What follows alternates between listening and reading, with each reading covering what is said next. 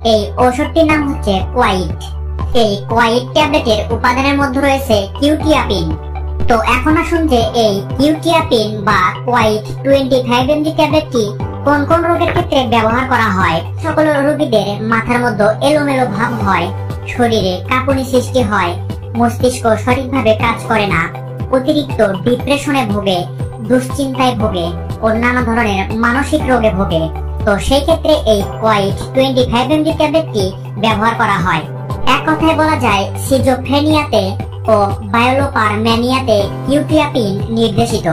অনেক রোগী আছে যারা মানসিক রোগে আক্রান্ত, সঠিকভাবে চলাফেরা কাজকর্ম কিছুই করতে পারে না, রাত্রিকালীন ঘুম কম হয়, শরীরে অত্যন্ত কাঁপুনি হয়, চোখের পাতা হাত পা কাঁপতে থাকে এবং মস্তিষ্ক সঠিকভাবে কার্যক্রম করতে পারে না।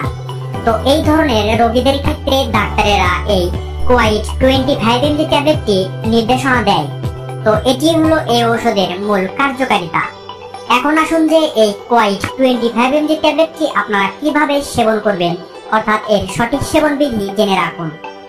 তো এই ঔষধের সেবন বিধি বলতে গেলে একজন প্রাপ্তবয়স্ক মানুষের জন্য ডাক্তারেরা এই ওষুধটি দিনে 2 থেকে 3 বার সেবন করতে বলে। তবে রোগীর বয়স ও শরীরের ওজন ও রোগের উপর তারতম্য ভিত্তি করে এই ওষুধের ডোজ মেইনটেইন করে। তাই